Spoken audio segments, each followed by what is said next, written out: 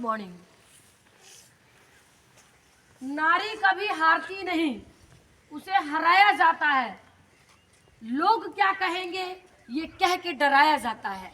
जी हाँ, आज जो है सावित्रीबाई फुले, जो कि हमारी देश की प्रथम महिला शिक्षिका, उनकी पुण्यतिथि है और बड़े ही गर्व के साथ मैं इनके बारे में बोलना चाहती हूँ कि एक महिला जब समाज का कल्याण करती है ना, तो वाकई में चकाचौंध वाली रोशनी जो है इस समाज में आती है और एक स्थायी आती है, और स्थायी नहीं बल्कि स्थायी बदलाव आता है समाज के अंदर। इसलिए नहीं कह रही हूँ कि मैं एक महिला हूँ, ये जो कड़वा सत्य है इसलिए मैं ये कह रही हूँ। इनका जन्म जो है महाराष्ट्र के पुणे में एक दलित परिवार में हुआ था। पढ़ाई लिखाई का तो माहौल ही नहीं था, लेकिन कहते हैं ना कि जिसके अंदर जो भाव रहता है, जो इच्छाएं रहती हैं, जो जिज्ञासाएं रहती हैं इंसान की, वो प्रबल शक्ति उसको आगे बढ़ने के लिए हमेशा प्रेरित करती है। मात्र 9 साल की अवस्था में जो है इनका विवाह कर दिया गया ज्योतिबा फूले जी के साथ। जब इनका विवाह नहीं हुआ था तो एक बार क्या हुआ था कि एक जगह इंग्लिश लिखा हुआ था, तो ये पढ़ने का बार बार प्रयास कर रही थी। तो मालूम है उनके पिताजी ने क्या किया, वो पन्ना छीना और उस पन्ने के कई टुकड़े कर दिए। इस पे वो रो करके और अपने आप को, उनको बहुत कष्ट हुआ कि बताओ मुझे पढ़ने की इच्छा है, मेरे पिता ही मेरा विरोध कर रहे हैं। शादी के बाद जैसे तैसे पति के पास पहुंची और वहीं से इनका लाइफ का टर्निंग पॉइंट स्टार्ट हुआ।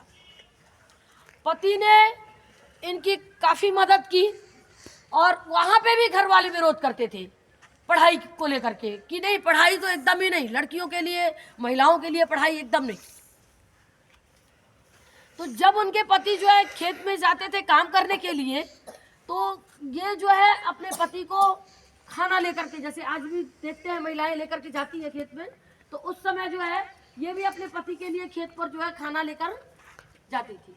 तो वहाँ पे इनके पति जो है चोरी चोरी छुप के पढ़ाते थे, लेकिन कब तक चोरी छुपती है, एक न एक दिन पता चला और घर वालों ने इन्हें धक्के दे के बाहर कर दिए। लेकिन कहते हैं ना, आप मनुष्य को बाहर कर सकते हो लेकिन उसके अंदर अटल इरादों को नहीं।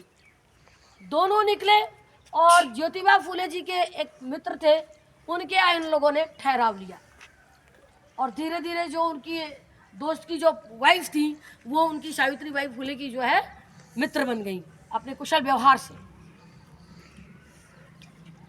करते करते इनके मन में विचार आया कि इस तरीके से तो समाज में कभी बदलाव और सुधार आएगा ही नहीं। अगर महिलाएं नहीं पढ़ेंगी तो समाज में कभी परिवर्तन आएगा ही नहीं। तो इन्होंने ठाना कि क्यों ना अब अपना विद्यालय बनाया जाए, लेकिन संसाधनों की कमी, धन की कमी। तो उन्होंने विचार बनाया कि उसी मित्र के घर में ही पहला विद्यालय स्थापना कराया, उसी में स्थापित कराया और 150 बालिकाओं से, सोचो 150 बालिकाओं का दाखिला हुआ और पढ़ाई शुरू हुई। 1951 तक प्रथम विद्यालय जो है 1848 में पहले विद्यालय की, महिला विद्यालय की स्थापना हुई थी और 1851 तक जाते जाते इन्होंने अपने 3 विद्यालय डाल दिए। जानना चाहोगे, जब ये पढ़ाने के लिए निकलती थी ना, तो समाज वाले क्या करते थे, सड़े टमाटर, गंदे कीचड़ इनके ऊपर उछालते थे, लेकिन ये कुछ बोलती नहीं थी। पति से कहती थी कि बताइए मेरे साथ कितनी परेशानियां, और मैं समाज में बदलाव के लिए मैंने कड़ा कदम उठाया है कि समाज में परिवर्तन आएगा। तो वो कहते थे कोई बात नहीं, तुम 2 साड़ियाँ रखो, एक गंदी साड़ी पहनकर जाओ रास्ते से और वहाँ पे अपना चेंज कर लो, जो अच्छी साड़ी है, साफ सुथरी है। एक दिन क्या हुआ, एक काफ़ी मोटा तगड़ा इंसान आया सामने और उनसे बोला कि ठहरो, ये जो तुम कर रही हो ना, ये सारे कामों को रोको। तो ये परेशान जब किया तो उस समय उनके पास कोई आया नहीं, उस व्यक्ति के साथ और कोई नहीं आया कि सावित्रीबाई फूले का कोई विरोध करे। तो कहते हैं ना कि जब सब कोई साथ ना दे तो उस समय अपनी आत्मशक्ति काम आती है। वो महिला आगे बढ़ी, कौन, सावित्रीबाई फूले, चढ़ के थप्पड़ रसीद किया उस व्यक्ति को जो कि उनका विरोध कर रहा था, और वो डर के मारे हट गया वहां से। यानी एक महिला का झापड़ खा लिया, बाकी ही क्या रह गया। तो लोग धीरे से हट गए वहां से। और इस तरीके से कहते हैं ना कि जब हम सफलता की राह पे चलते हैं तो झुरमुट और कांटे बहुत मिलते हैं।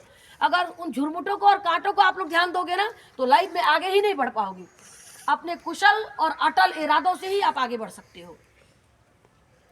इस तरीके से जो है प्रथम महिला शिक्षिका, आज अगर वो कदम न उठाई होती तो इतनी महिलाएं पढ़ा रही है, इतनी जो है महिलाओं ने आगे कदम, भाई पढ़ाई ही एक माध्यम है जिससे जो है सारी दशाएं सुधरती है जीवन की। इसलिए मैं कहती हूँ कि एक नारी का पढ़ना बहुत जरूरी है, एक बालिका का पढ़ना बहुत जरूरी है, क्योंकि एक पुरुष जब पढ़ता है ना तो सिर्फ एक परिवार को पालता है, लेकिन एक नारी अगर पढ़ती है तो 7 पीढ़ी संवारती है। इसलिए बालिकाओं का शिक्षा बहुत ही जरूरी है। बालिकाओं के लिए ये लोग भी पढ़े, हम ये नहीं कह रहे कि पुरुष वर्ग ना पढ़े, बालक भी पढ़े, लेकिन बालिकाओं के लिए इसलिए जरूरी है कि पूरे समाज में और सबके विचारों में परिवर्तन लाने के लिए। आज के लिए बस इतना ही।